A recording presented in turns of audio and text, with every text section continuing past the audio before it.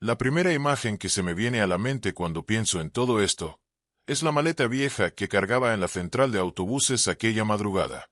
Pesaba poco en comparación con el peso que yo llevaba en el corazón: dejar a mi familia, a mi esposa, a mi hermano menor, a mi madre enferma, todo con la esperanza de darles un futuro mejor. Tenía apenas 26 años cuando crucé hacia Estados Unidos.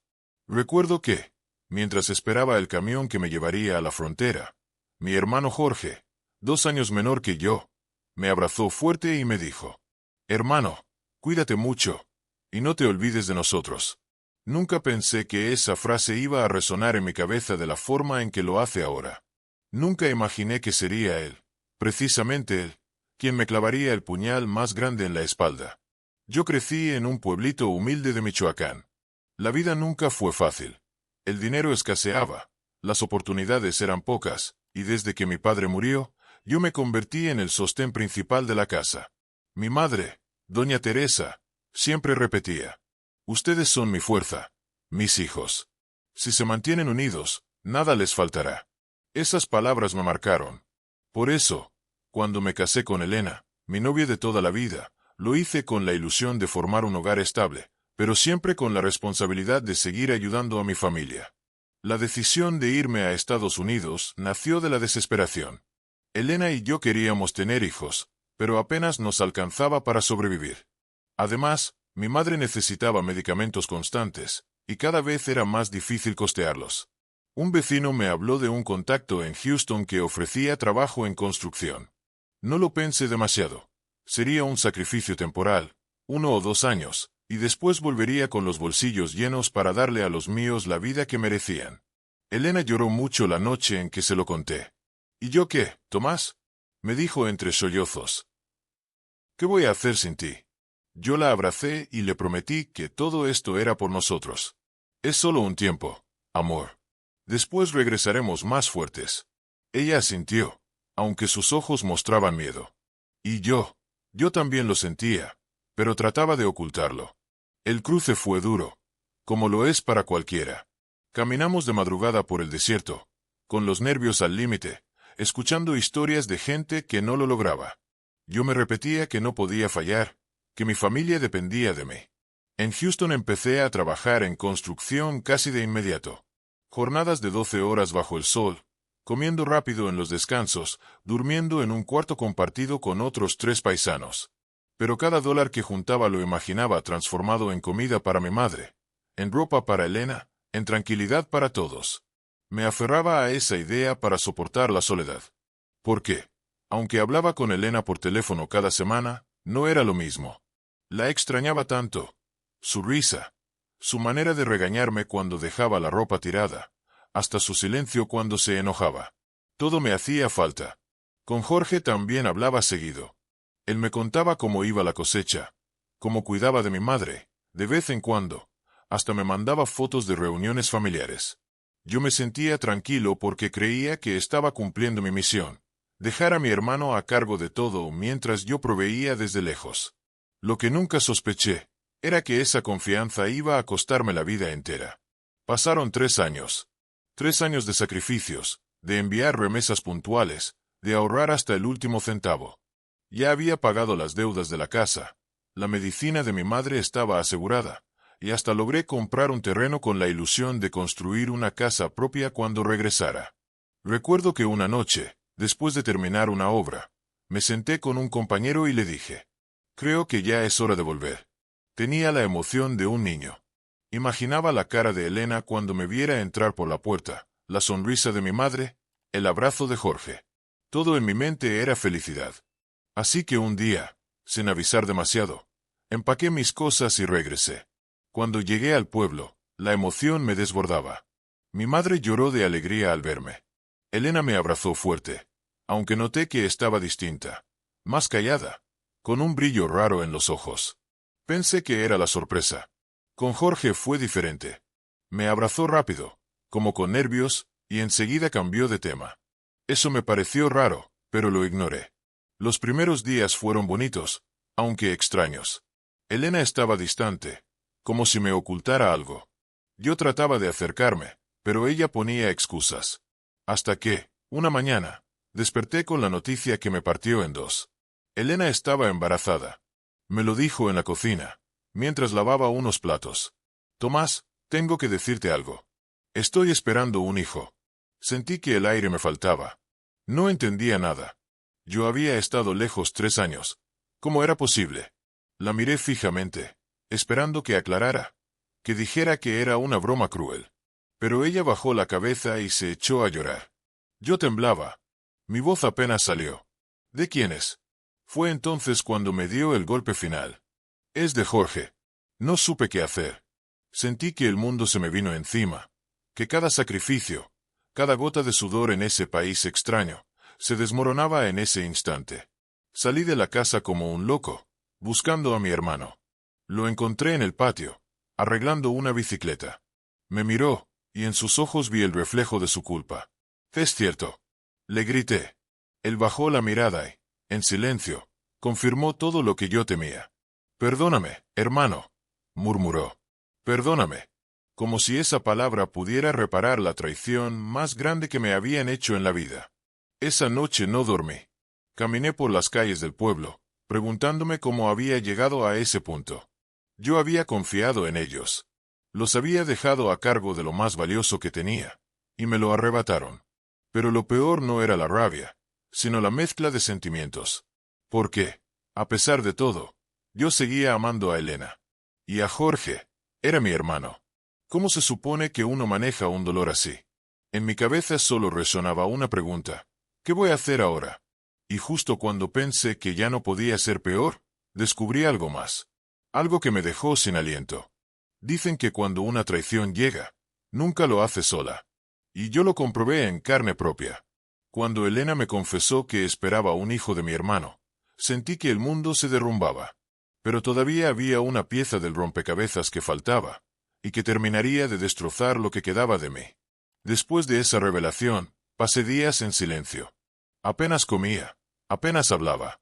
Dormía en la misma casa, pero me sentía como un extraño. Mi madre notaba algo raro, pero yo no tenía el valor de contarle. No quería matarla de tristeza. Una tarde, Elena se me acercó con los ojos rojos de tanto llorar.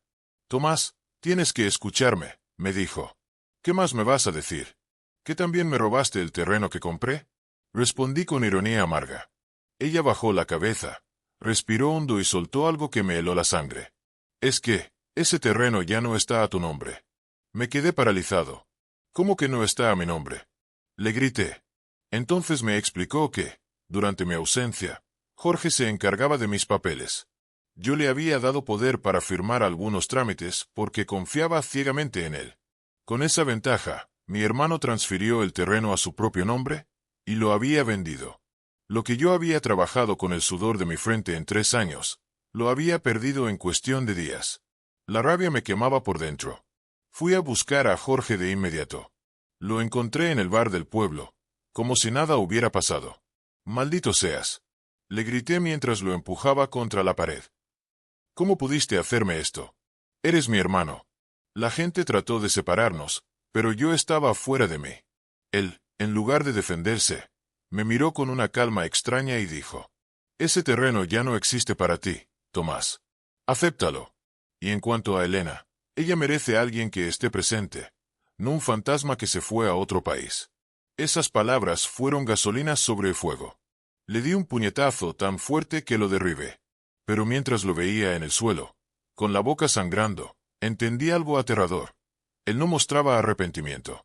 Al contrario, había en su mirada una especie de orgullo, como si hubiera ganado una batalla que yo ni siquiera sabía que estábamos librando.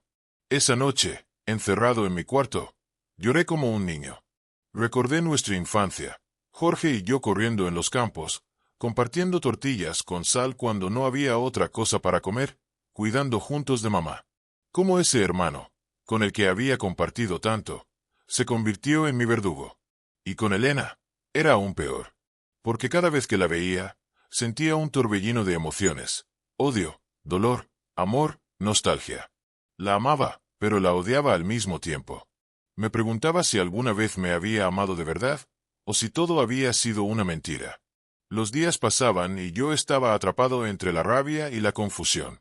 Hasta que una noche, Mi madre me llamó a su cuarto.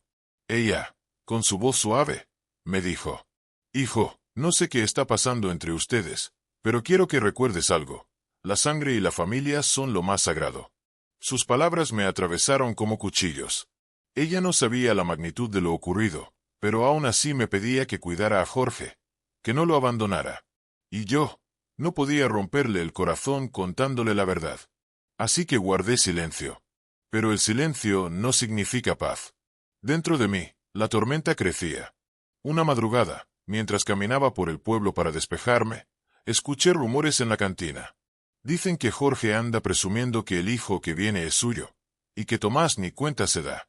Sentí que el piso se abría bajo mis pies. La traición no solo era secreta, era pública. Todo el pueblo murmuraba a mis espaldas, todos sabían lo que yo apenas estaba intentando procesar. Decidí enfrentar a Elena una vez más. ¿Lo amas?, le pregunté con la voz quebrada. Ella no respondió de inmediato. Se quedó callada, con lágrimas en los ojos. Ese silencio fue más doloroso que cualquier palabra. ¿Lo amas?, insistí, casi suplicando. Finalmente, dijo en un susurro. Yo nunca quise que pasara esto, pero sí. Esa confesión fue como un disparo directo al corazón. No solo me había engañado, no solo me había traicionado, sino que también había entregado su amor al hombre que menos debía. En ese momento, me derrumbé. Ya no tenía nada, ni terreno, ni esposa, ni hermano, ni futuro. Todo lo que había construido en Estados Unidos, todo lo que había soñado, se había borrado con una sola decisión de las dos personas que más amaba. Pensé en irme, tomar mis cosas y desaparecer. Dejar ese pueblo maldito y nunca mirar atrás. Pero algo me detuvo, mi madre. Ella todavía me necesitaba, y yo no podía abandonarla. Así que me quedé, pero no como antes. Me convertí en un fantasma en mi propia casa. Apenas hablaba, apenas comía. El pueblo entero parecía observarme, algunos con lástima, otros con burla. Y entonces, llegó el día del nacimiento. Elena entró en labor de parto, y aunque yo no quería ir, mi madre me obligó. «Es tu deber estar ahí», me dijo. En el hospital, cuando escuché el llanto del bebé, sentí un nudo en la garganta. Me acerqué despacio, y lo vi. Un niño pequeño, frágil, con la piel morena y los ojos oscuros. Era hermoso. Y, al mismo tiempo, era el recordatorio viviente de mi desgracia. Elena lo sostuvo en brazos y, por un instante, nuestras miradas se cruzaron. Vi en sus ojos una súplica muda, como si me pidiera perdón, como si me pidiera que lo aceptara. Pero yo no podía. Pasaron semanas. El bebé crecía, y con él, mi dolor.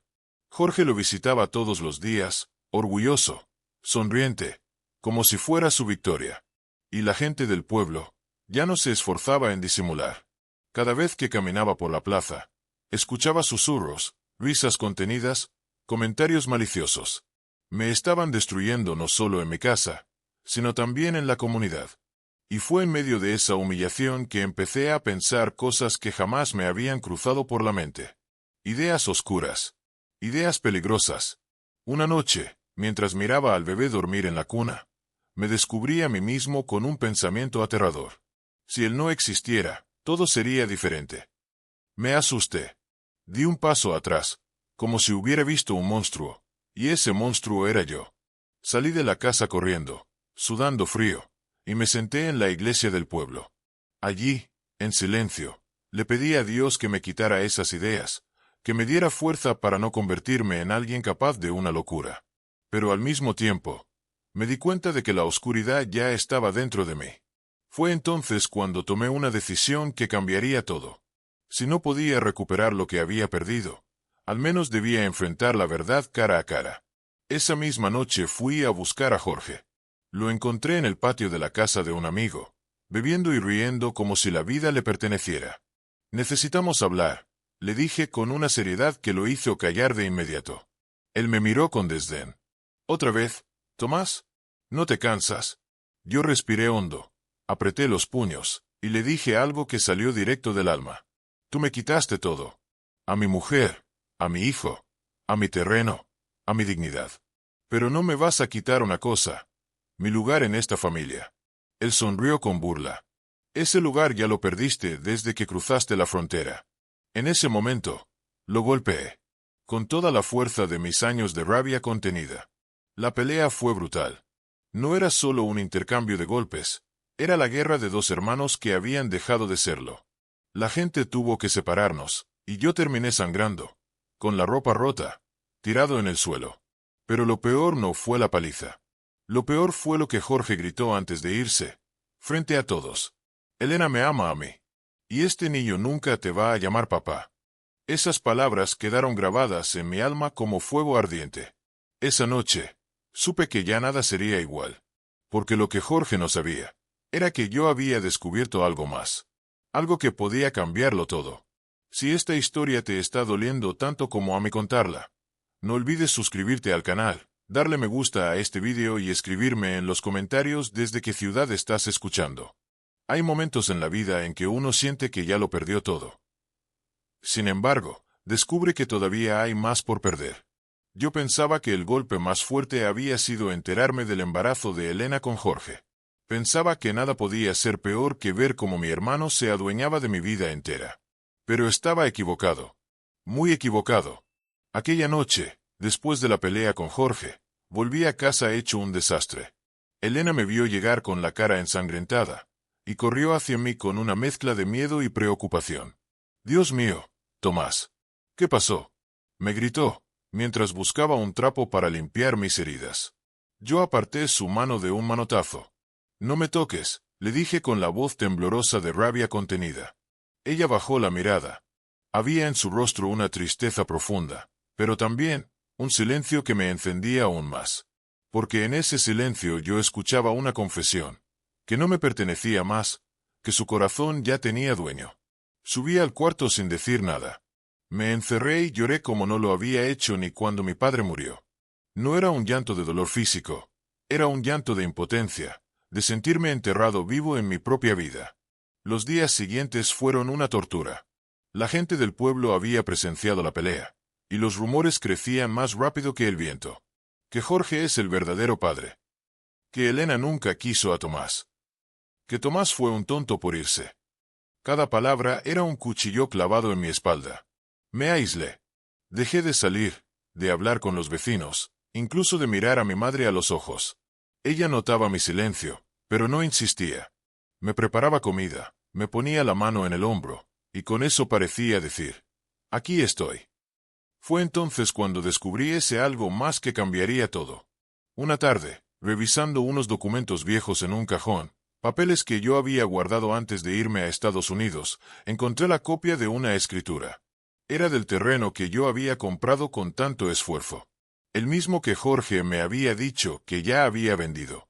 Pero lo raro fue que el comprador en la escritura no era ningún extraño.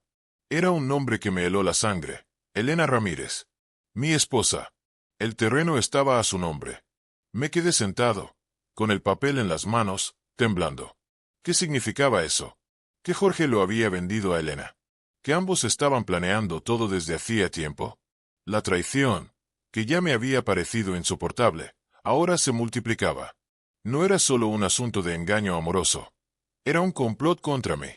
Mi hermano y mi mujer no solo se habían quedado con mi vida íntima, sino también con mi patrimonio. La rabia me cegó. Esa misma noche la enfrenté. «Explícame esto», le dije, tirando el documento sobre la mesa. Elena lo miró, y vi en sus ojos un pánico que no podía disimular. «Tomás, yo puedo explicarlo». «Explícalo ya», grité, golpeando la mesa con el puño. Ella comenzó a llorar. «No era lo que parece. Jorge me convenció. Me dijo que era más seguro si el terreno quedaba a mi nombre, que así nadie te lo iba a quitar». «¿Y a cambio de qué, Elena? ¿A cambio de meterte en su cama?» Ella se cubrió la cara, sollozando. «Yo no quería que pasara, Tomás, yo no lo busqué. Pero pasó». Le grité, tan fuerte que mi madre escuchó desde su cuarto y salió corriendo a ver qué ocurría. Elena se echó al piso, de rodillas, suplicando. «Perdóname, yo me sentía sola. Tú estabas lejos. Jorge me buscaba, me hacía sentir acompañada». Sus palabras me atravesaban como dagas. Porque, en el fondo, parte de mí sabía que era verdad. Yo me había ido. La había dejado sola. Pero también sabía que nada justificaba lo que hicieron. Nada. Esa noche no pude dormir.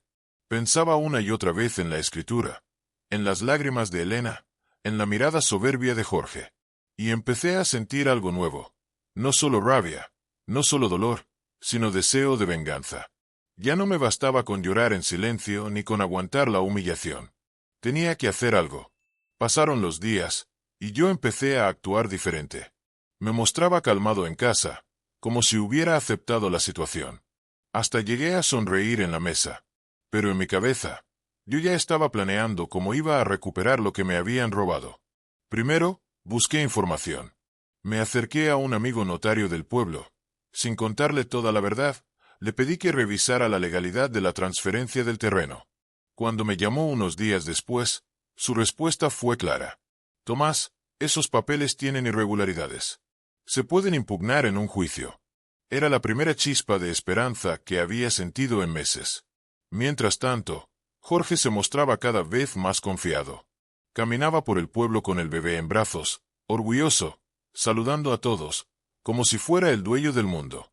Y yo lo observaba desde lejos, con el corazón en llamas, esperando el momento de devolverle cada golpe que me había dado. Pero lo que nunca imaginé es que la guerra que estaba por empezar no solo iba a rompernos a nosotros, sino a toda mi familia. Un día, mi madre me llamó aparte. Hijo, necesito hablar contigo. Me senté frente a ella, y vi en sus ojos una mezcla de ternura y preocupación. Yo no sé qué está pasando entre tú, Jorge y Elena. No me lo quieren decir, pero yo lo siento. La casa se ha llenado de odio, y eso me duele más que cualquier enfermedad. Yo bajé la mirada, mordiéndome los labios para no soltar toda la verdad. Solo quiero pedirte una cosa, Tomás, continuó ella. No pierdas a tu hermano. Pase lo que pase, acuérdate que son sangre de la misma sangre. En ese momento, sentí un nudo en la garganta. Porque, aunque yo quería vengarme, también sabía que nunca podría borrar el lazo que me unía a él. Era mi hermano, y eso hacía todo aún más doloroso. La tensión llegó al límite semanas después, en una fiesta patronal del pueblo. Todos estaban allí, mi madre, Jorge, Elena, el bebé, los vecinos. Yo había decidido asistir solo para que la gente no siguiera hablando de mí como de un fantasma. Pero bastó que Jorge se subiera al escenario, ebrio, con el micrófono en la mano, para que todo explotara. Quiero brindar por mi hijo, gritó, levantando una botella. Porque es el fruto del amor verdadero. La gente aplaudió y rió. Y yo, me levanté de golpe, con la sangre hirviendo. Cállate, maldito. Le grité desde el fondo. El silencio se hizo en el lugar. Todos me miraban. Jorge sonrió con burla. ¿Qué pasa, hermano? ¿Te duele la verdad? No lo pensé. Me lancé sobre él, y la pelea fue brutal. Sillas volando, gritos, botellas rotas. Tuvieron que intervenir varios hombres para separarnos. Yo, con la cara hinchada y el alma hecha trizas, alcancé a gritarle frente a todos. Esto no se va a quedar así, Jorge. Te lo juro por lo que más quieras. Esa noche volví a casa destruido, pero con una decisión tomada. No iba a quedarme de brazos cruzados. Si la justicia de los hombres no me devolvía lo mío, entonces yo mismo me encargaría de hacerlo. Y fue así como empecé a planear mi venganza. Una venganza que, poco a poco, me iba a consumir por dentro. Porque lo que estaba por venir, iba a ser más oscuro de lo que jamás imaginé. Si esta historia te tiene con el corazón en un puño, recuerda suscribirte al canal, darle me gusta a este vídeo y contarme en los comentarios desde qué ciudad nos estás viendo. La noche que decidí que no habría perdón, supe que ya no era el mismo hombre que había salido de mi pueblo 3 años antes. Algo dentro de mí se había roto para siempre. Después de la pelea en la plaza, mi cuerpo dolía, pero lo que más me quemaba era la certeza de que la derrota no era solo física. Era moral, legal, íntima. Cada gesto de Jorge, cada sonrisa de Elena, cada murmullo del pueblo eran puñales que me atravesaban. Y entonces la rabia, esa compañera perversa, empezó a darme ideas que, poco a poco, se convirtieron en un plan concreto. No buscaba matar a nadie. Nunca había sido así. Pero sí quería que pagaran cada mentira con el peso de la verdad. Quería que los que me habían humillado sintieran la pérdida, el vacío, La exposición. Quería desenmascararlos hasta que la vergüenza los dejara desnudos ante todos. Comencé por lo legal. El notario me dio una esperanza. La escritura del terreno tenía vicios de forma, firmas que no coincidían, fechas alteradas. Con pruebas y testimonios, podíamos impugnar la venta. Así que pasé mis días entre papeles, viajes a la cabecera municipal y consultas con un abogado que conocía casos así. Fue tedioso, humillante por momentos, porque para iniciar un proceso legal necesitaba dinero, y yo lo había gastado en sueldos de abogados en Estados Unidos y en los años de supervivencia. Mientras el trámite avanzaba, mi plan tenía también otra arista: recuperar el honor de la familia. No en un sentido público de exhibición cruel, sino como una reconstrucción íntima que demostrara que no era un cobarde. Para eso, empecé a asistir a misa con más frecuencia, a ayudar a mi madre en la casa, a fingir normalidad delante de los vecinos. Era una actuación controlada, una máscara que me permitía moverme sin llamar la atención mientras tejía mi estrategia. Los días de aparente calma me permitieron observar. Me acerqué a la gente del pueblo, pregunté sin preguntar, escuché hasta que tuve una red de testimonios. Algunos vecinos, con culpa, me dijeron que habían visto a Elena y a Jorge juntos en la madrugada, entrando por la puerta del patio. Otros comentaron que la mano de ella no solo había firmado el terreno, sino que había habido transferencias de dinero a una cuenta que nadie entendía. Con cada dato, mi deseo de exponerlos crecía, pero también lo hacía a la precaución. Sabía que una acusación sin pruebas podía voltearse contra mí. Una noche, en la que la luna estaba oculta y el pueblo dormía en un silencio de sacristía, encontré una carpeta en la basura detrás de la bodega donde Jorge solía beber. Era un hallazgo casi cinematográfico: facturas, comprobantes de transferencias, incluso una nota con números de cuenta y la firma de Elena en varias hojas. No pude creerlo. Mi corazón latía a 1000. Guardé la carpeta debajo de mi camisa y me fui a casa como si fuera un ladrón que volvía del botín. Esa evidencia me daba poder, pero también me llenaba de culpa. Había violado la privacidad de alguien.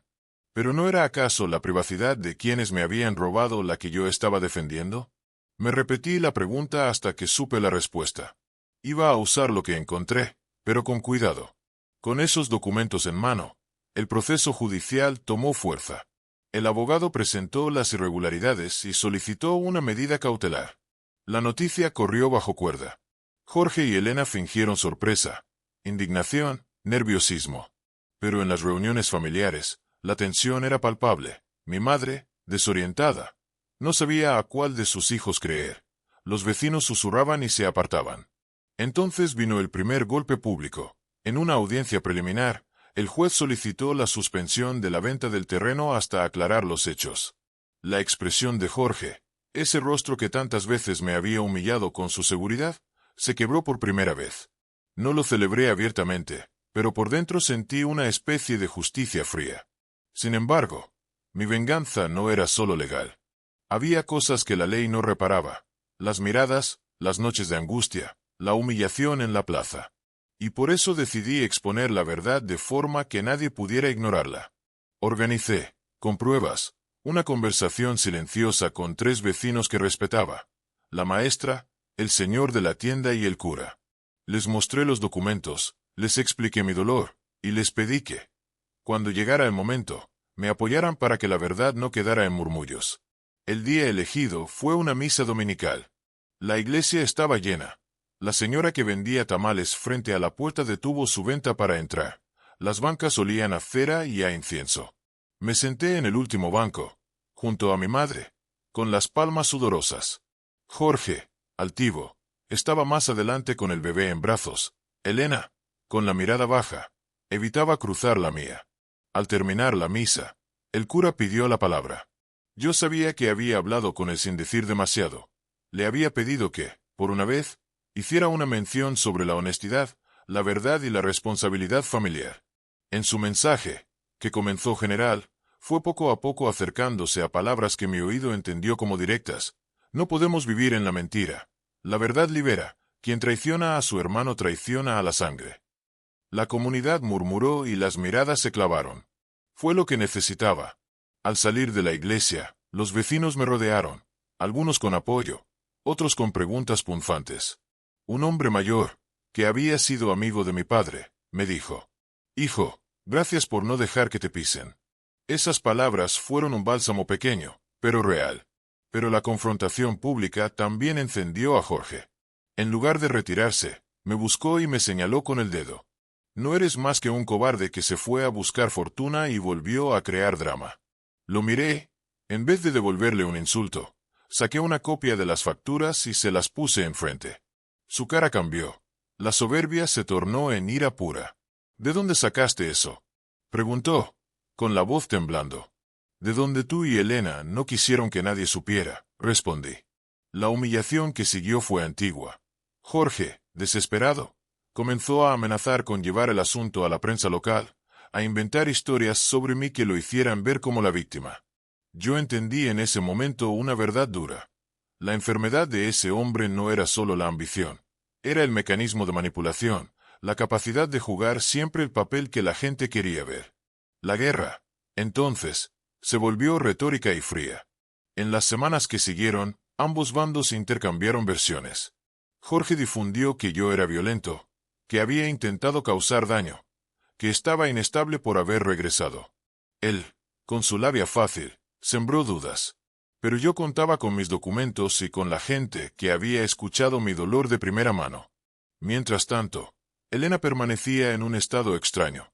Algunas tardes me buscaba en la cocina, me pedía que ayudara a bañar al bebé, que le diera consejo para las vacunas. En esos momentos, la mujer que conocí volvía, temblorosa, culpable, asustada. Me hablaba con un hilo de voz. «Tomás, yo no sé cómo arreglar esto». Yo la miraba y sentía que el amor aún latía, aunque marchito. Quería gritar, quería abrazarla, quería escupirle todas las palabras que guardaba. Pero algo más me dominaba, el deseo de serenidad para mi madre, de que la casa dejara de ser un ruin permanente. Entonces vino la noche más terrible. Jorge, incapaz de sostener su postura, decidió atacar por donde sabía que dolía, la salud de mi madre. Corrió el rumor de que yo le había gritado, empujado e incluso que había amenazado a Elena con hacerle daño si no firmaba unos papeles. La mentira tuvo efecto inmediato. Vecinos que me habían mirado con respeto empezaron a fruncir el ceño. Mi madre, al enterarse, se echó a llorar desconsolada, incapaz de entender cómo había llegado la familia a tanto desastre. Fue la línea que no quería cruzar. No por mí, sino por ella. Recordé las arrugas de su frente, la forma en que siempre me tejía su esperanza como una manta que me protegía. La idea de que la culparan por la conducta de sus hijos me partía el alma. Así que, en la madrugada, cuando el pueblo dormía, fui a la casa de Jorge. No con violencia, sino con una carta. La dejé en su mesa para que la encontrara. Una carta simple, sin acusaciones públicas, donde le pedía que parara con las calumnias y que tuviéramos una última conversación frente a frente, por el bien de nuestra madre. Le pedí que buscara la dignidad de volver a ser hermanos, aunque fuera por apariencia. Al amanecer, encontré la carta rota en el suelo. Había sangre en una esquina, no era mía. Y en el umbral de la puerta, una nota. «Si sigues, todo esto empeorará». Un frío me recorrió.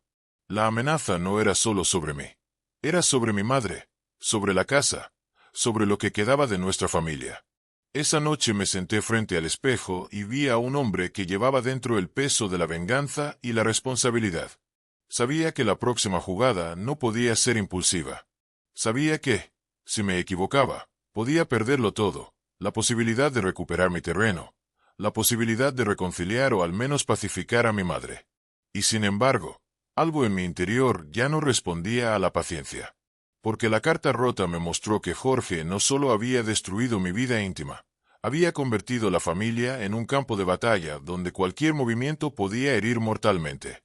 Y mientras sostenía la carta entre mis manos, sentí que algo más grande, más terrible y más definitivo que la impugnación legal estaba a punto de suceder. Si esta serie te tiene clavado a la historia, por favor suscríbete al canal, dale me gusta a este vídeo y cuéntame en los comentarios desde qué ciudad estás viendo. A veces me pregunto si todo esto fue un castigo o una prueba. Un castigo por haber abandonado mi casa en busca de dinero, o una prueba para ver hasta dónde podía resistir la traición, la humillación, la soledad. Lo cierto es que, después de encontrar aquella nota rota y la amenaza de Jorge, supe que había llegado al límite. Ya no era solo un conflicto de hermanos, ni una pelea por un terreno. Era la guerra por lo que quedaba de mi dignidad. Los días que siguieron fueron de tensión insoportable. Yo apenas dormía.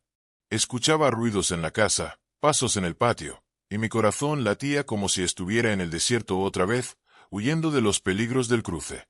Pero esta vez el enemigo no era la migra, ni el hambre, ni el sol abrasador. Era mi propio hermano. Una tarde, mientras mi madre dormía en su cuarto, decidí enfrentar de una vez por todas la tormenta. Fui hasta la casa de Jorge. Él estaba afuera, sentado con el bebé en brazos.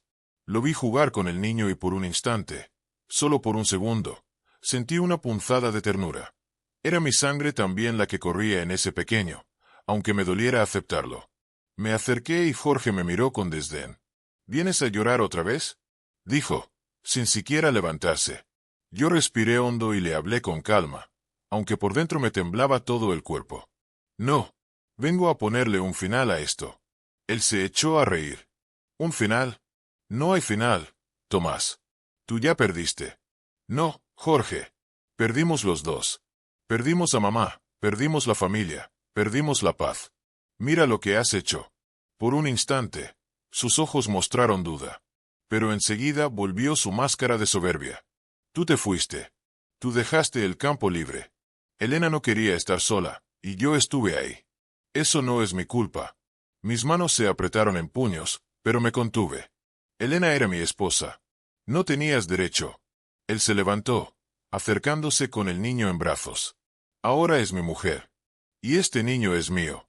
Fue ahí cuando lo dije, con la voz firme y clara, mirando directo a sus ojos. Ese niño también es mío, Jorge. Porque aunque lo niegues, aunque me odies, es la sangre de nuestro padre la que corre por sus venas. Tú no podrás borrar eso nunca. Jorge se quedó mudo. No esperaba esas palabras. Su rostro se endureció, pero ya no respondió. Me di la vuelta y me fui, dejando atrás esa imagen de él, parado en silencio con el bebé en brazos. Los días siguientes fueron un torbellino. El juicio por el terreno avanzaba. Con las pruebas que tenía, el juez dictaminó que la venta era inválida. El terreno volvió a mi nombre. Fue una victoria legal que muchos celebraron conmigo, pero yo no lo sentí como un triunfo. ¿De qué me servía recuperar un pedazo de tierra si había perdido a mi esposa y a mi hermano? Elena, cada vez más, se veía desgastada. El bebé lloraba de noche, y ella no tenía la misma alegría de antes. Una madrugada me buscó en la cocina. Tomás, yo sé que no merezco nada de ti. Pero no me odies tanto.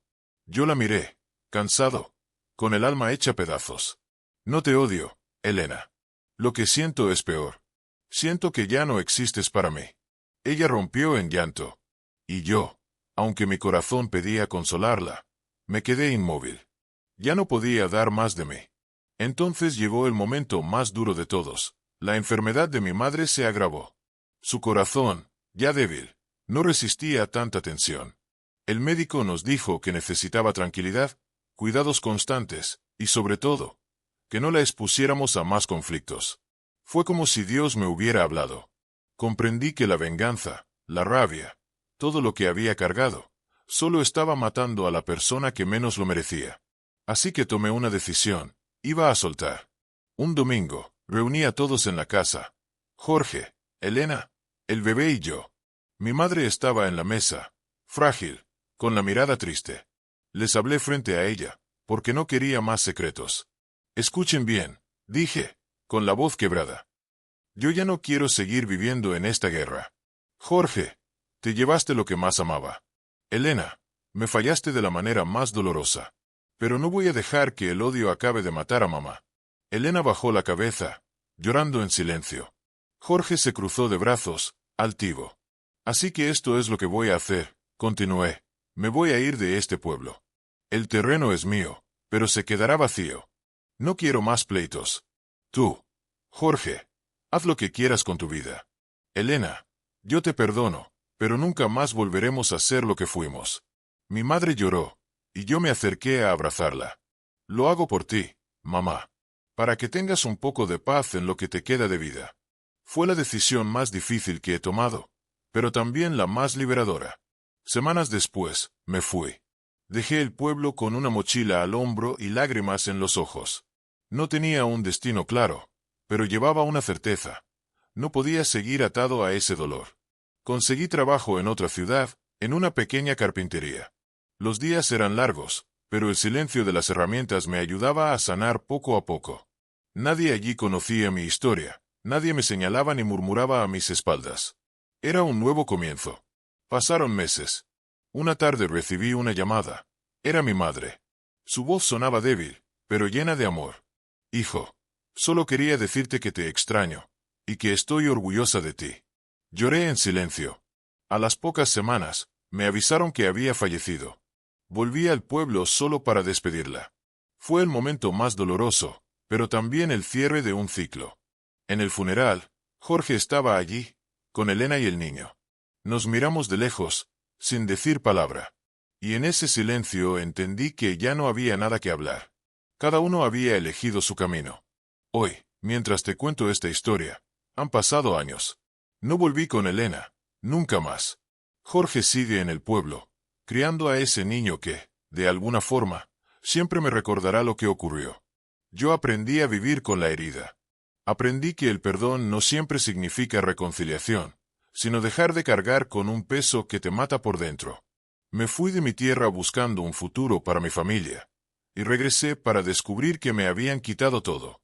Pero también descubrí algo más, que, incluso en medio de la traición más cruel, uno puede elegir no convertirse en lo mismo que odia. Y aunque todavía duele, sé que sobreviví. Y sobrevivir, en mi caso, fue la forma más grande de venganza. Gracias por escucharme hasta el final.